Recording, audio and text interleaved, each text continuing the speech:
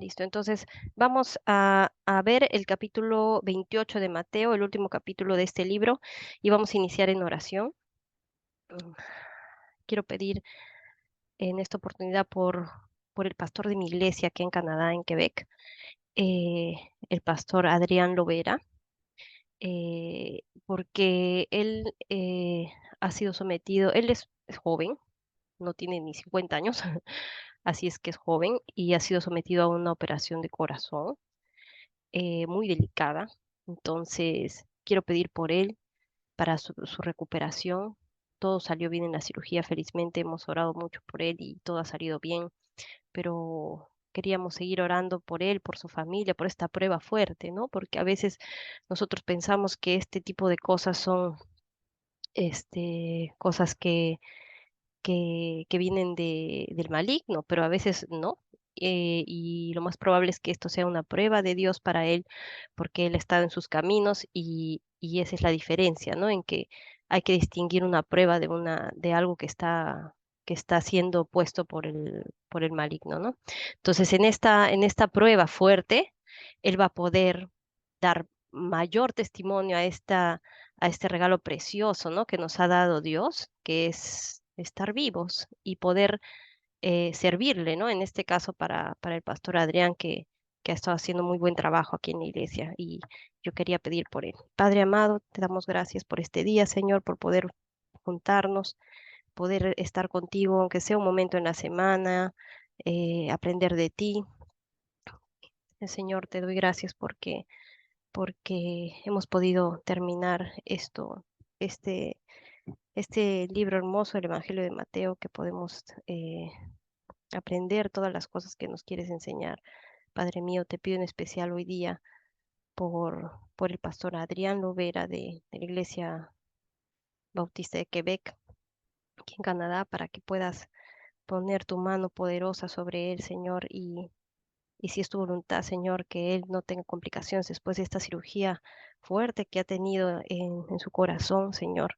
Te pido que lo sostengas, que sostengas a su familia, que a través de tu infinita misericordia, Señor, y de tu siervo fiel que ha sido Adrián, eh, te pido por favor que lo sostengas, que lo hagas más fuerte, que esto sea para él algo que pueda compartir, que podamos nosotros experimentar estas cosas y ver nuestra fragilidad frente a ti y a todo lo poderoso que eres, Señor. Te doy gracias por este tiempo y porque podemos reunirnos para poder escucharte. En el nombre de tu Hijo amado, nuestro Señor Jesús. Amén. Muy bien. Entonces vamos a continuar. Danita, Anita, sin ánimo de querer interrumpir, ¿te podemos orar por Pío, por favor? Sí, sí, Por sí, el tío claro, Pío, claro. por Sí, sí, sí, favor. sí. Hoy día me parece que entró al hospital también, ¿no? Sí, sí, está en el hospital ahorita, está un poquito mal. Ya, ya, está bien. A ver, entonces, sí, em, Padre amado, Señor Todopoderoso, te pido por mi tío Pío, que hoy en la mañana está ahorita en el hospital, Señor. Te pido que se haga tu voluntad, Señor, con mi tío.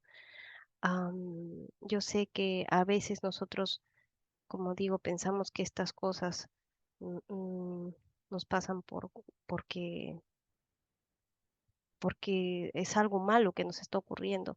Y a veces nos preguntamos por qué nos pasa a nosotros, ¿no? Y entonces a veces nosotros necesitamos preguntarnos para qué tú haces que estas cosas ocurran. Y la pregunta es ¿para qué? ¿Para qué, Señor? ¿Has querido que esto ocurra? ¿Para qué haces que a veces nuestro sufrimiento y nuestro dolor em, sea necesario para que nosotros volvemos a verte? Y, y probablemente sin esas cosas no podríamos volver a ti, Señor, y mirar tu misericordia y todo lo que haces por nosotros y lo que has hecho por nosotros en nuestras vidas y en todo lo que hemos fallado también. Te pido por él, Señor, por su vida, por su familia, para que les des fortaleza, para que les des ánimos, para que les des esperanza, pero sobre todo para que les des humildad y, y, y para que les des sabiduría de poder entender este momento y sabiduría de poder buscarte en estos momentos difíciles. Todo esto en el nombre de tu Hijo amado, nuestro Señor Jesús. Amén. Muy bien, entonces vamos a, vamos a continuar con el capítulo 28 y justamente este capítulo es la resurrección y, y tiene mucho que ver con lo que estamos orando ahora porque sin este capítulo todo lo que se ha dicho hasta antes de esto no sirve de nada.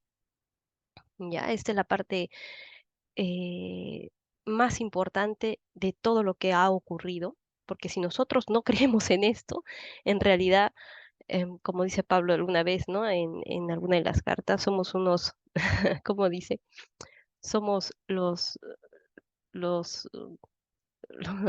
por así decirlo en nuestras palabras, somos los peores bufones, ¿no? De la historia, porque realmente esto que vamos a ver ahora, es en lo que creemos en lo que todo el libro que hemos visto hasta ahora y todo lo que Jesucristo nos ha enseñado, todo el Antiguo Testamento está hecho para este momento. Entonces, necesitamos entenderlo bien, comprenderlo y vamos allí. Dice, pasado el día de reposo ya saben que es el sábado, el sabbat para los judíos, al amanecer del primer día de la semana, o sea, del domingo, vinieron María Magdalena y la otra María. Y la otra María, siempre Mateo le dice así a la mamá de Jesús, María, madre de Jesús, a ver el sepulcro. Y sabemos que eran ellas dos porque también en otros evangelios están las dos juntas y las dos siempre están ahí juntas. Y hubo un gran terremoto porque un ángel del Señor, descendiendo del cielo y llegando, removió la piedra y se sentó sobre ella. Su aspecto era como un relámpago y su vestido blanco como la nieve. Y de miedo de él, los guardas temblaron y se quedaron como muertos. O sea, ustedes se imaginan ver un ángel, o sea, es una cosa, sería aterrador, pienso, ¿no? Porque es una criatura que, o sea, porque ya sabemos que antes se han aparecido ángeles, pero como que en forma de humanos, ¿no? En otros libros del Antiguo Testamento, por ejemplo. Pero acá nos está hablando de una criatura que no es humana, ¿no? Está presentándose en su real estructura, ¿no? De cómo es un ángel. Y por eso es que ellos se quedaron como muertos, o sea, como, ¿no? De repente se desmayaron, ¿no? Por eso se quedaron como muertos, se desmayaron. Mas el ángel, respondiendo, dijo a las mujeres, no temáis vosotras, porque yo sé que buscáis a Jesús, el que fue crucificado. No está aquí, versículo 6, no está aquí, pues ha resucitado, como dijo. Venid, ved el lugar donde fue puesto el Señor, ¿no? Les dijo, miren, no está. E id pronto y decid a sus discípulos que ha resucitado de los muertos. Y he aquí, va delante de vosotros a Galilea. Allí le veréis, porque ellos estaban en Jerusalén, pero Jesús quería que ellos vayan a Galilea. He aquí, os lo he dicho, ¿sí? Y esto es importante, ¿por qué? Porque se van a dar cuenta que muchas veces Jesús y Dios en realidad, lo primero que necesita de nosotros es estar dispuestos a, a seguirlo, a ir a ese lugar, ¿no? Porque, porque a él no le hubiera costado nada, este, no sé, presentarse con sus discípulos ahí en Jerusalén. O sea, no hubiera habido problema en que sea en uno o en otro sitio, ¿no? El punto es que les da una orden, ¿no? Para ir a un monte en Galilea, no cualquier sitio tampoco, porque esto va a representar como un nuevo pacto entre Dios y nosotros, ¿no? Los pactos, ustedes saben que casi siempre se ha dado en los montes, ¿no? Y entonces les dice a un monte en específico, que bueno, está en otros libros, pero es un monte en específico en Galilea, Pero lo hermoso que yo encuentro aquí es que Él nos dice, allí me veréis.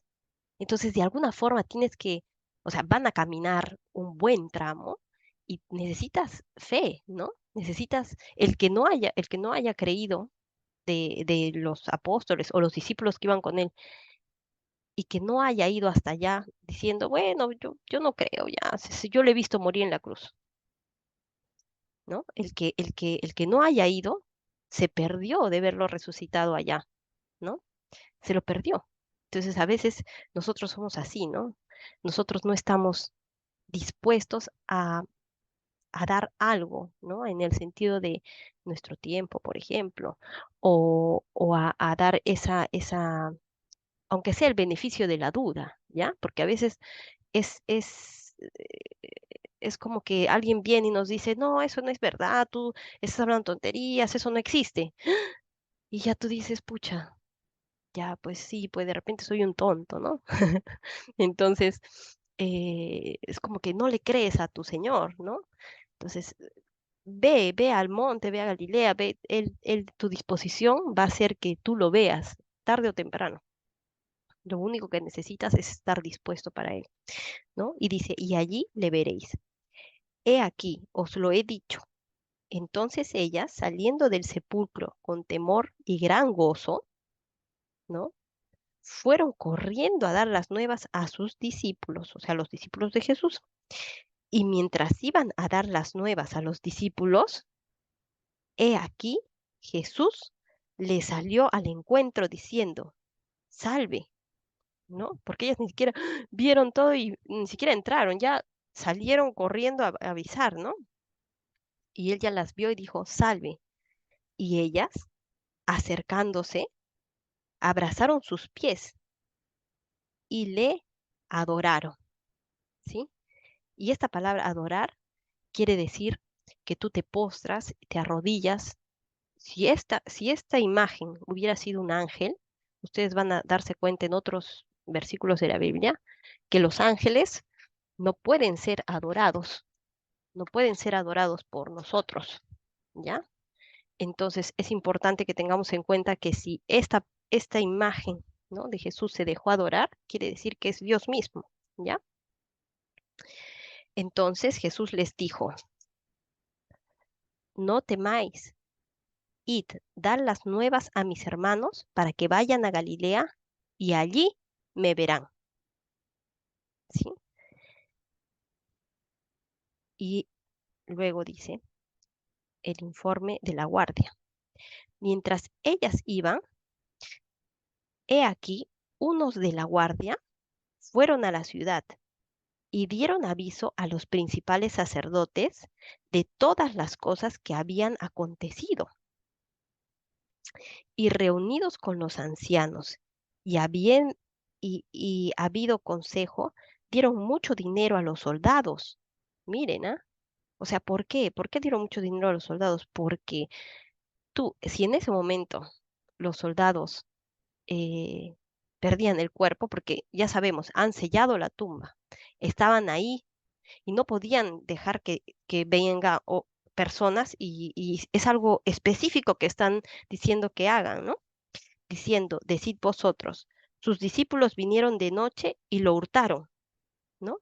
Estando nosotros dormidos. O sea, ustedes van a decir eso, nosotros les vamos a dar dinero para que ustedes digan eso, ¿ya? Dormidos. Y así, y si esto lo oyera el gobernador, porque si eso lo oyera el gobernador, los iba a matar. Nosotros le persuadiremos y os pondremos a salvo. Y ellos, tomando el dinero, hicieron como se les había instruido. Este dicho se ha divulgado entre los judíos hasta el día de hoy, ¿no? ¿Se dan cuenta? Entonces, ellos sabían que Cristo había resucitado y ellos, en vez de postrarse y pedir perdón y decir nosotros lo hemos hecho, prefirieron sus cargos de sacerdote, sus cargos o sea, ni siquiera le dieron el beneficio de la duda a esto que había ocurrido, de que incluso ro- los, los soldados romanos, que son unas personas que no, ni siquiera son judíos, les han dicho esto, ¿no? Y, y, y prefirieron su posición social, todo lo que ellos habían ganado aquí en esta tierra, ¿no? O sea, sabemos que todo esto es efímero, no importa si vas a perder tu alma, pero estas personas hicieron todas esas cosas, negaron a Cristo resucitado para poder tener su estatus, ¿no? Y a veces somos así nosotros, tenemos que aprender a que, a que si nosotros, Dios nos pide que hagamos algo, tenemos que hacerlo con reverencia, ¿ya? No podemos estar em, jugando con estas cosas, ¿no? Porque miren lo que han hecho estas personas, ¿no? Y encima de eso han persuadido a los soldados con un soborno, ¿no? Y no solamente eso, sino que han hecho que mucha gente se vaya al infierno por no creer en esto, por persuadir a estas personas y hacer que estas personas digan que Jesús no resucitó, sino que fue robado. Y hasta el día de hoy, después de 2000 años, hay gente que cree esto, ¿no? Ya Mateo se dice que se escribió en el año más o menos 40 o 50 después de Cristo. Pero ¿es por qué? Porque acá todavía el templo estaba construido y todos sabemos que el templo de Jerusalén fue destruido en el año 70.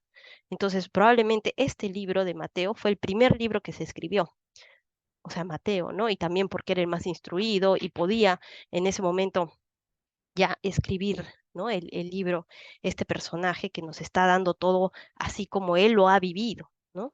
Y eso es importante saberlo también, porque se van a dar cuenta que él, en este tiempo en el que está entre ir a Galilea, porque parece como si él ya le avisaron y él fue a Galilea al monte y punto, se acabó. Pero porque él no ha vivido otras cosas que han vivido los discípulos en ese tiempo, los apóstoles en ese tiempo, y lo vamos a ver en Juan, ¿ya? Porque a veces las personas dicen, no, Mateo dice una cosa y Juan dice otra, y Marcos dice otra, y Lucas dice otra. Entonces, como ya les decía antes, son perspectivas diferentes, cosas. Mateo acá está poniendo lo que él ha visto, lo que él ha podido escuchar de primera mano. ¿Ya? Y se van a dar cuenta que siempre él es bien acuicioso por ejemplo, cosas que dicen en el Sanedrín, ¿no? En este contexto de gente que tiene poder, ¿no? ¿Por qué? Porque probablemente como él era parte, o como él era una persona acomodada, ¿no? Antes de seguir a Jesús, y él recaudaba los impuestos, de alguna forma tienes que ver con el gobierno, ¿no? Entonces, él conoce personas ahí adentro, le cuentan cosas, ¿no? Entonces, él está seguro que estas cosas que se han contado y lo que nos está contando acá son ciertas. El mismo José de Arimatea que fue a pedir el cuerpo de Jesús era parte del Sanedrín, ¿no? Entonces, sabemos que hay personas que han estado calladitas, que confiaban, creían en Jesús, pero tuvieron miedo, miedo de decir, sí, yo soy cristiano, ¿no? En ese tiempo no se usaba esa palabra, pero ahora sí, ¿no? Y decimos, pucha, yo soy cristiano y no lo digo, ¿no? Y pierdes la oportunidad de repente compartir eso con otras personas, ¿no?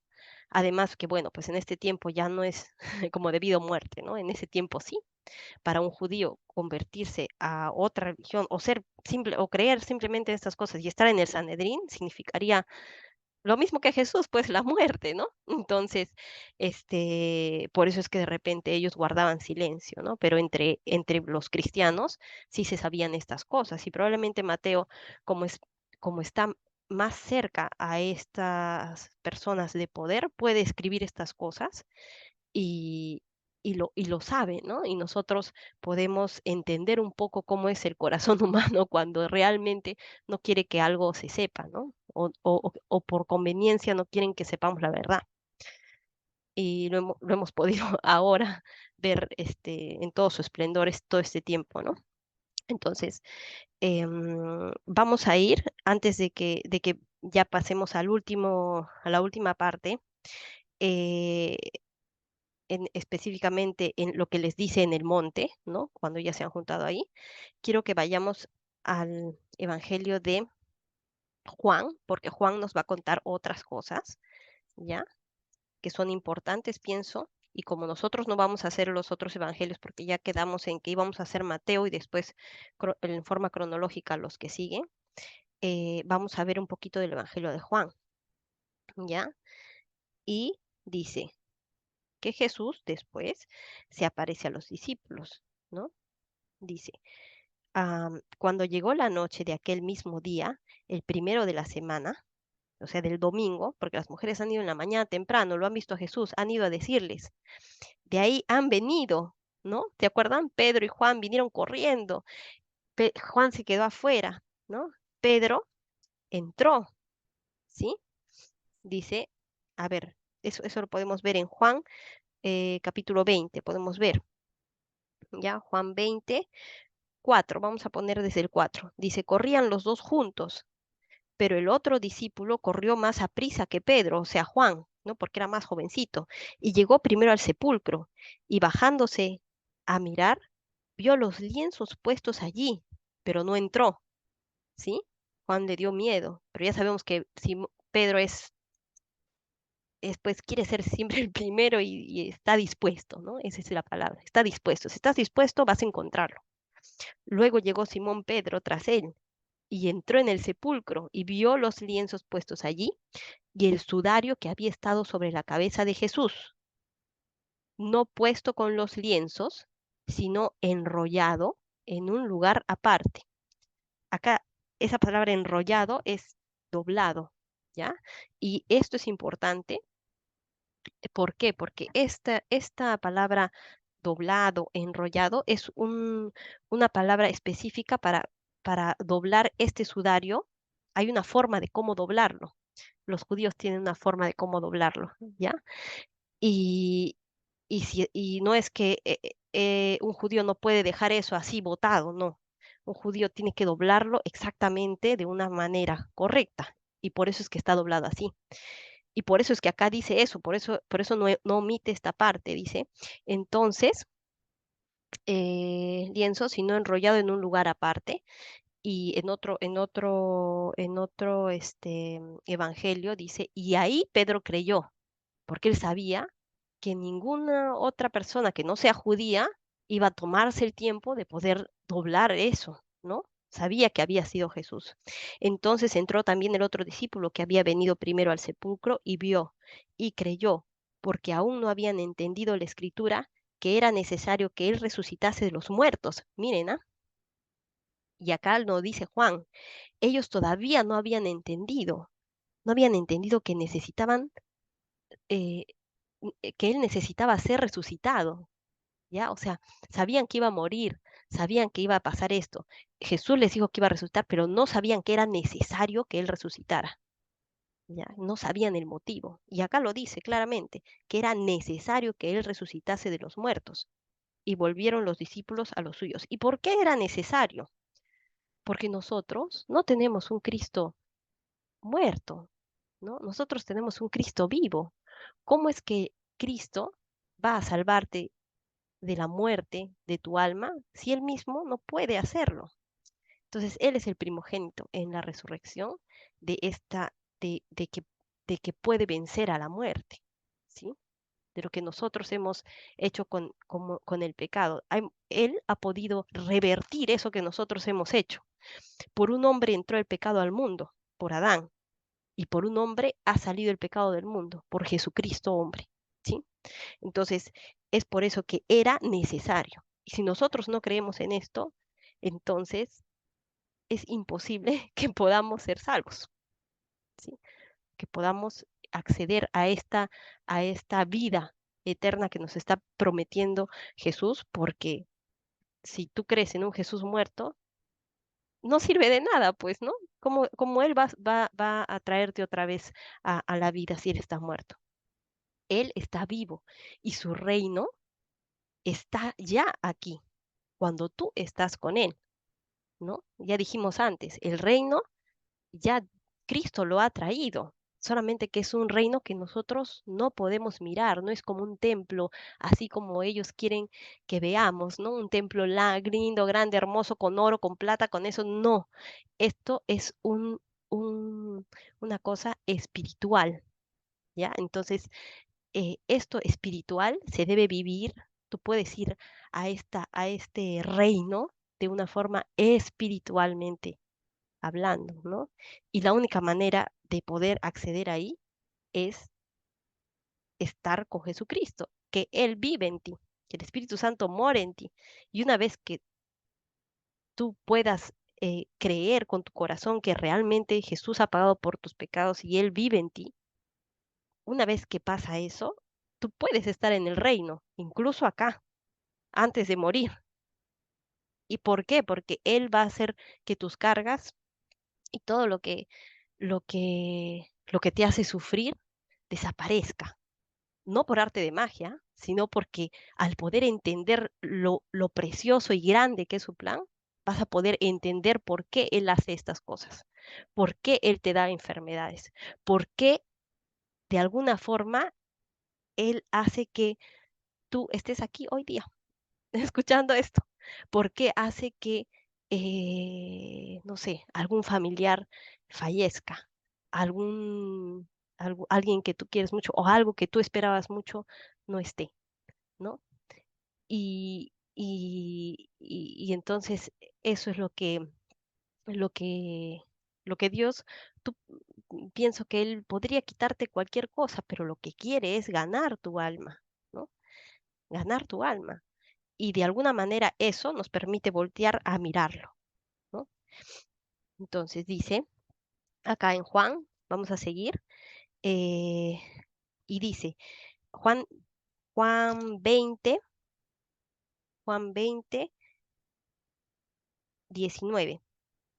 Cuando llegó la noche de aquel mismo día, el primero de la semana, estando las puertas cerradas en el lugar donde los discípulos estaban reunidos por miedo de los judíos, ¿no? Porque igual ya sabían todos que eh,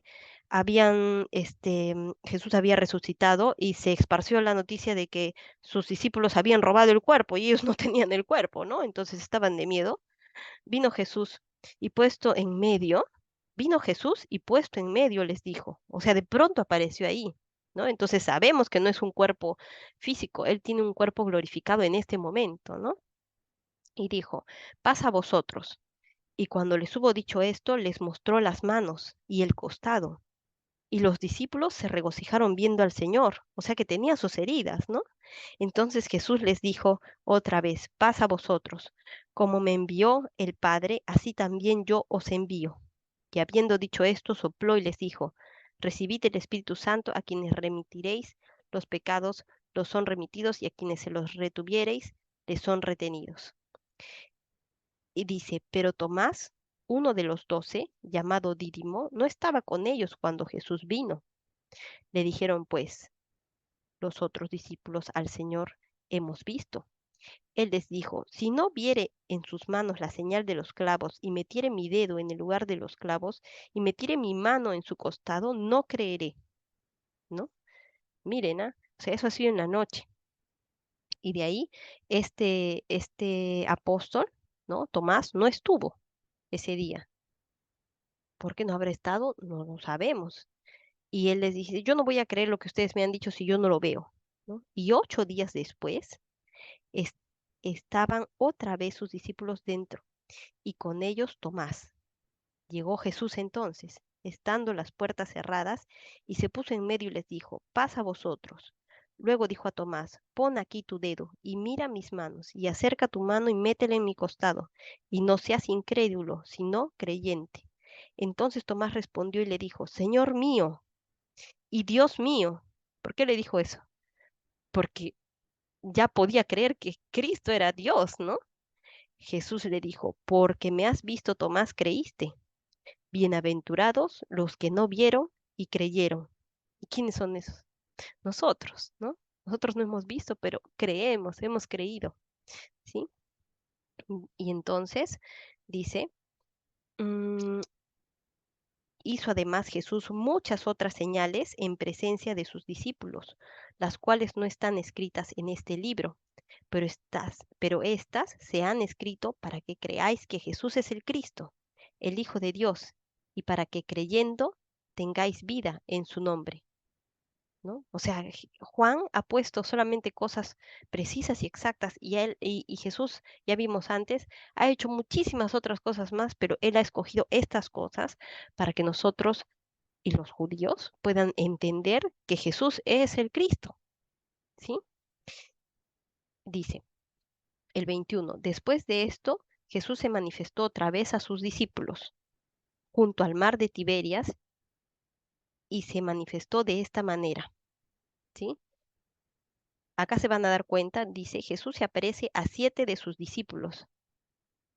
Dentro de estos 7 discípulos no estaba Mateo, ¿no? Es como que Mateo recibió la noticia y fue de frente al monte y ya, y esperó ahí a Jesús en Galilea. Listo, ¿no?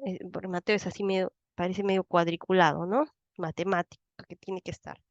En cambio, ¿qué hicieron los pescadores? Los pescadores fueron y regresaron a su trabajo normal, ¿ya?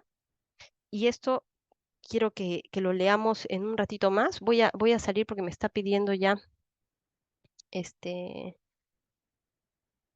vamos a,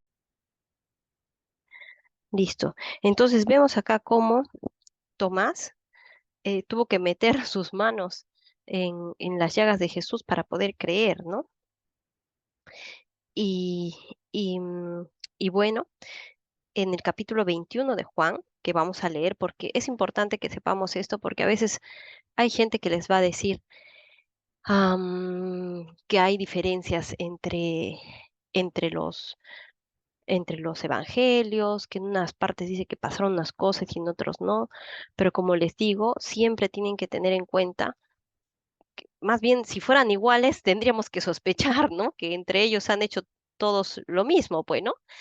Pero en este caso no, en este caso estos 7 discípulos, como les digo, se van a dar cuenta los que siempre estaban juntos, ¿no? Más juntos, que hablábamos en algún momento, em, son los que compartían el mismo oficio, ¿no? Que era el de ser pescadores, ¿no? O que al menos tenían gente que trabajaba para ellos pescando, ¿no? Entonces acá dice, Jesús se aparece a los 7 discípulos. Después de esto, Jesús se manifestó otra vez a sus discípulos junto al mar de Tiberias y se manifestó de esta manera.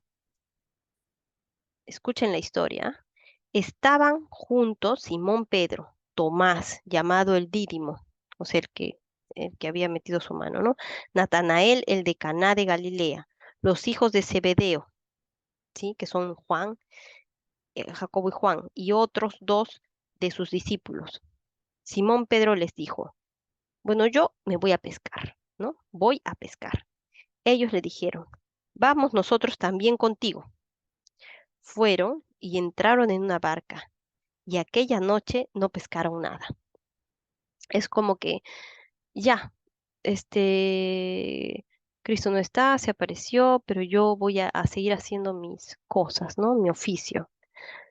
Y eso puede jalar a otras personas y va y jala a todos los demás que pescaban, pues, ¿no? Cuando ya iba amaneciendo, se presentó Jesús en la playa, mas los discípulos no sabían que era Jesús. Y les dijo, de lejos seguramente, ¿no? Hijitos, ¿tenéis algo de comer? Y ellos le respondieron, no, seguramente, ¿no? De lejos. Él les dijo, echad la red a la derecha de la barca y hallaréis, les dice, pues no, o sea, de lejos. Entonces ellos dijeron, ya, y le echaron, ¿no? Y ya no la podían sacar por la gran cantidad de peces.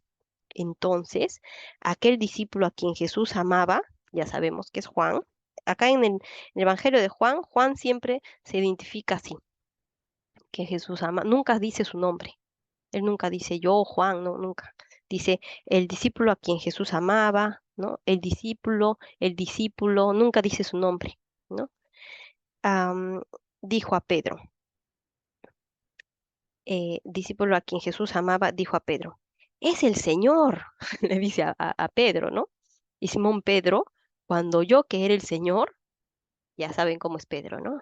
Se ciñó la ropa porque se había despojado de ella, ¿no? Para agarrar la red, y ya no le importó la red, nada, y se echó al mar. ¡Guau! ¿no? Pedro siempre es así, ¿no? Quiere ser siempre el primero, está dispuesto, pero medio loco, ¿no? Así como que ya vamos, ¿no? Y los otros discípulos vinieron con la barca arrastrando la red de peces, pues no distaban de tierra, sino como 200 codos, este estaba cerquita. Al descender a tierra, vieron brasas puestas y un pez encima de ellas y pan. O sea, Jesús había cocinado el desayuno para ellos, ¿no? Qué hermoso, ¿no? Que nuestro Señor pueda proveer siempre, ¿no? Para nosotros. Y, y Jesús les dijo, traed de los peces que acabáis de pescar, ¿no? Porque ya tenía las brasas, todo. Subió Simón Pedro y sacó la red a tierra, llena de grandes peces, 153, y aun siendo tantos, la red no se rompió. Les dijo Jesús, venid, comed, y ninguno de los discípulos se atrevía a preguntarle, ¿tú quién eres? Sabiendo que era el Señor, ¿no? Vino, pues Jesús y tomó el pan y les dio, y asimismo del pescado. Esta era ya la tercera vez que Jesús se manifestaba a sus discípulos después de haber resucitado de los muertos. ¿Se acuerdan, no? Que vimos que primero fue el día en que las mujeres lo vieron y vieron ellos la tumba vacía, eso fue en la noche, cuando no estaba Tomás. De ahí a los 8 días, cuando Tomás creyó porque metió su mano, desde la segunda vez. Esta es la tercera vez, pero Mateo no está acá. Por eso es que en Mateo no lo dice, porque él solamente va a poner lo que ha visto, ¿no?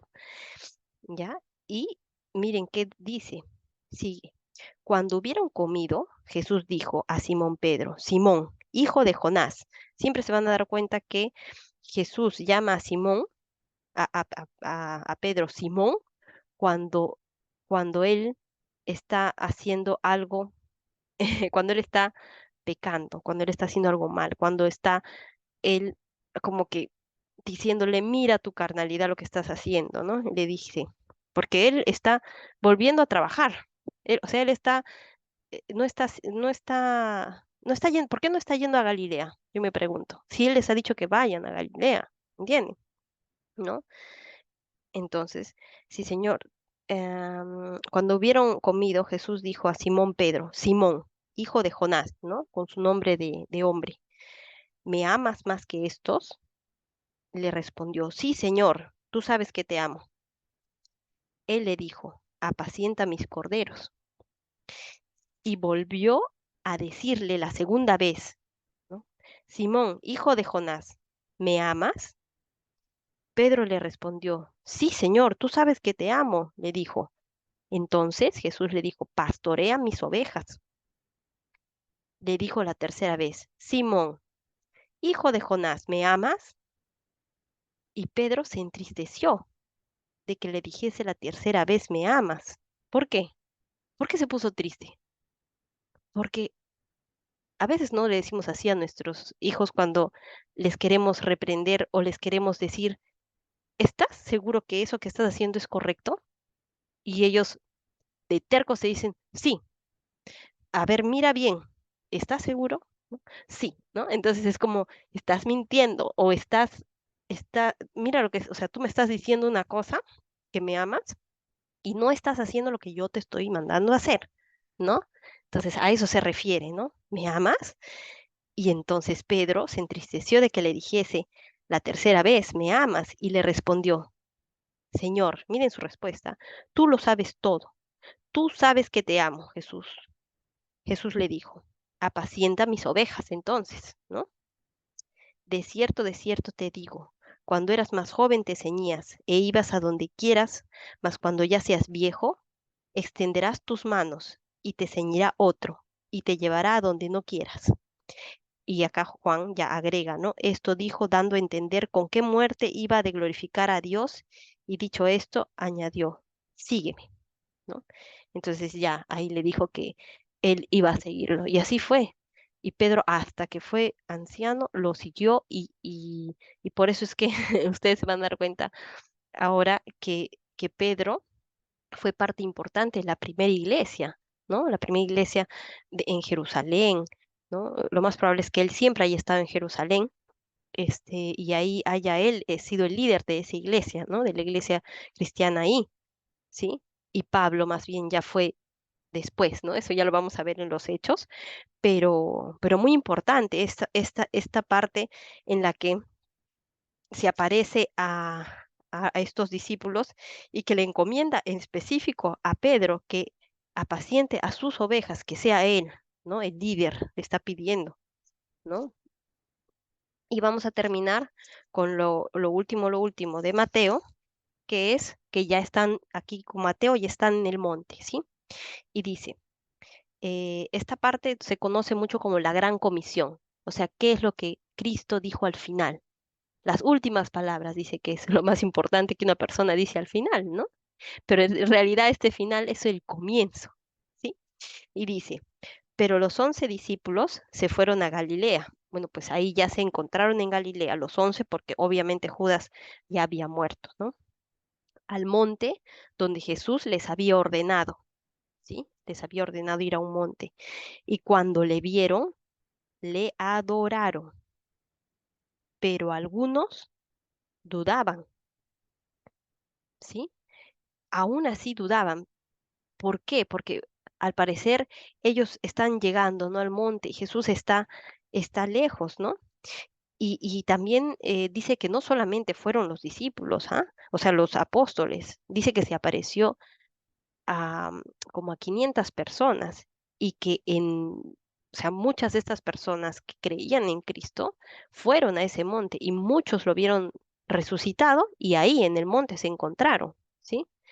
Y entonces de repente no eran los discípulos los que estaban dudando, ¿no? Porque ellos ya lo habían visto hasta 3 veces, ¿no? No eran ellos los que dudaban, de repente eran las otras personas que esta era la primera vez que ellos veían a Cristo así, ¿no? Y Jesús se acercó y les habló diciendo, y bueno, esto también, ¿no? Nos dice que él estaba lejos, porque dice, y Jesús se acercó. Entonces de repente no podrían verlo bien, ¿no? Decir, ¿realmente ese es Jesús? Y cuando se acercara ya bien, decir, sí, es el Cristo, ¿no? En este cuerpo glorificado que yo les hablaba antes, que probablemente eh, ya sabemos que hay algunos pasajes donde a veces ni siquiera lo pueden reconocer a Jesús, estando hablando con ellos, ¿no? Entonces, y Jesús se acercó y les habló diciendo, toda potestad me es dada en el cielo y en la tierra, ¿sí? ¿Y por qué les dice esto? Toda potestad me es dada en el cielo y en la tierra. Porque Él, vamos a ver Daniel 7:13, quiero que vean esto. Daniel 7:13, ¿ya? Daniel sabemos que es un profeta del Antiguo Testamento y aquí está hablando del Hijo de Dios, ¿no? Del Mesías. Dice, y miraba yo en la visión de la noche, y he aquí con las nubes del cielo venía como hijo, como un hijo de hombre, ¿sí? O sea, como un humano, que vino hasta el anciano de días. El anciano de días es Dios. Em, y le hicieron acercarse delante de él, y le fue dado dominio, gloria y reino, para que todos los pueblos, naciones y lenguas le sirvieran. Su dominio es dominio eterno, que nunca pasará, y su reino, uno que no será destruido, ¿no? Entonces, ahí por eso les dice que Él está puesto sobre toda potestad. Toda potestad me es dada en el cielo y en la tierra. Por tanto, ¿no? Id y hacer discípulos a todas las naciones. Ahí no nos está diciendo si quieren, si pueden. No, te está dando una orden del mismo Jesucristo a estas personas, ¿no? Id y haced discípulos a todas las naciones, bautizándolos en el nombre del Padre y del Hijo y del Espíritu Santo, enseñándoles que guarden todas las cosas que os he mandado. Y he aquí, yo estoy con vosotros. Dice, yo estoy con vosotros. No dice, yo estaré, no, yo estoy con vosotros todos los días. ¿Hasta cuándo? Hasta el fin del mundo. Amén. ¿Eso qué quiere decir? Que Jesús está aquí con nosotros. O sea, Él está acá, ¿no?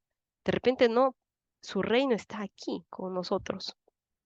De repente, no en el sentido físico, ¿no? No sé si en otro plano, en algo que nosotros no podemos entender como humanos, pero Él dice que está con vosotros todos los días hasta el fin del mundo, y todavía no ha sido el fin del mundo, ¿no? Porque estamos en, en esto. Entonces, nosotros adoramos a un Cristo, a un Dios vivo, no adoramos un Dios muerto. No es que la cruz, y vemos a veces esos crucifijos con Cristo ahí colgado, ¿no? Debería estar la cruz sin nadie, porque Jesús ha resucitado y esa es nuestra fe, lo que nos sostiene, saber que Cristo mismo ha vencido a la muerte y que nosotros, a través de creer en Él, vamos a poder vencer a la muerte cuando estemos ahí, en ese momento, porque todos vamos a pasar por eso. Nadie se va a librar de estar ese último minuto, ese último segundo de vida que vamos a tener y vas a tener que decidir si crees o no, ¿sí? Y otra cosa importante, dice, bautizándolos, ¿no? Eso también es un mandato, ¿no? Por tanto, id y haced discípulos a todas las naciones, bautizándolos en el nombre del Padre y del Hijo y del Espíritu Santo. Y esto no quiere decir que el bautizo te quite los pecados, ¿ya? Esto quiere decir que el bautizo es como un anillo de matrimonio, ¿sí? Tú te quitas el anillo de matrimonio y sigues estando casada con tu esposo, tu esposa, ¿no? Es solamente un símbolo, es solamente que tú le estás diciendo al mundo que has decidido que tu Señor es Jesucristo y por eso estás haciendo lo mismo que Él al bautizarse, ¿ya? Porque bautizo significa sumergirse, quiere decir que vas a entrar en el agua. Entrar en el agua significa ser muerto, enterrado, ¿no? Tu vida antigua, pasada, ha sido enterrada en esa agua, ¿sí? Te has arrepentido de tus pecados y regresas a, a la vida como tu Señor, ¿no? Sales del agua. Eso representa la resurrección, ¿no? En el sentido de este bautizo, que es sumergirse y volver a salir del agua, significa que tú has muerto a esto, a tu vida antigua y ahora eres una nueva criatura.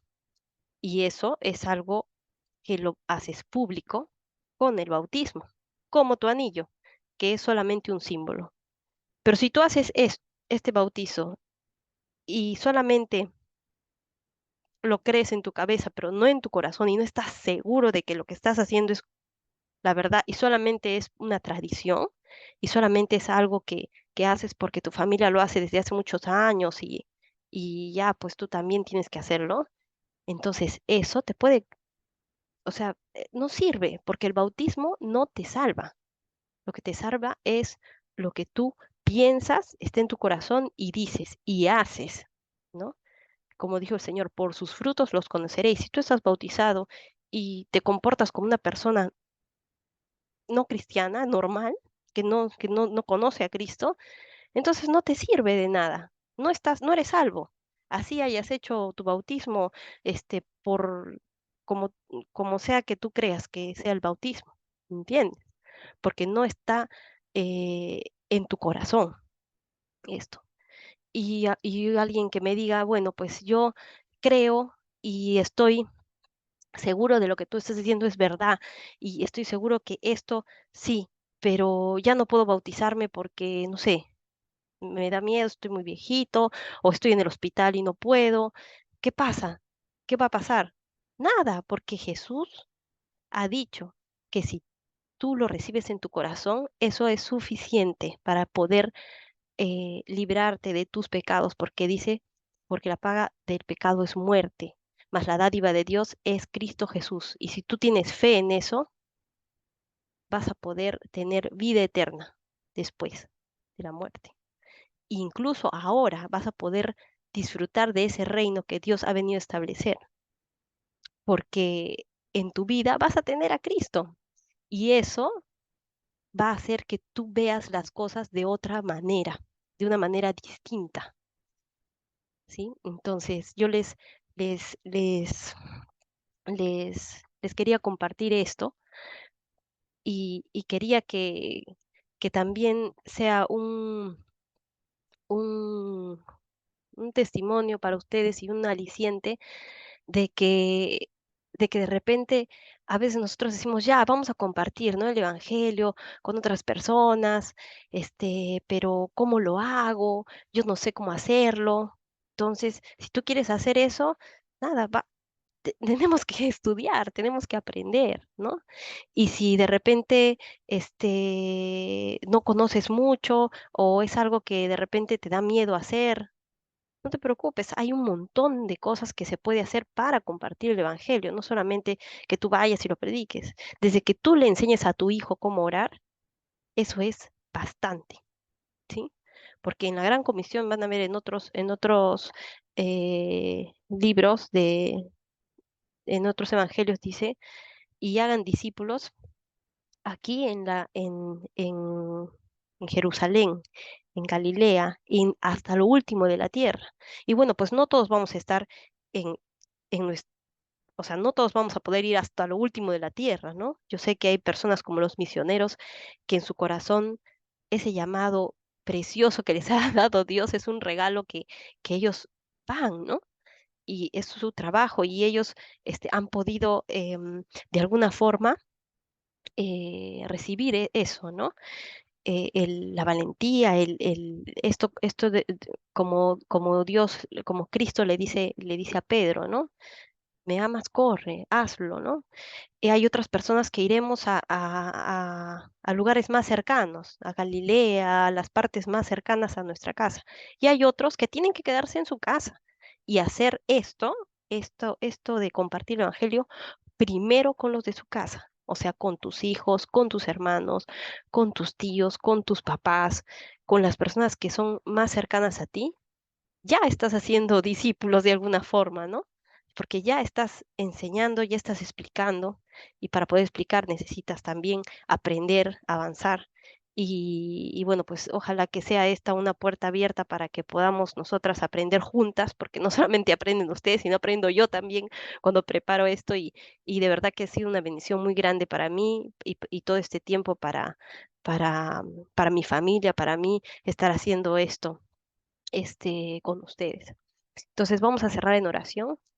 Les pido por favor que, que cierren sus ojos y podamos hacer la oración para terminar. Padre amado, gracias por este tiempo, Señor, porque podemos terminar este capítulo de Mateo y poder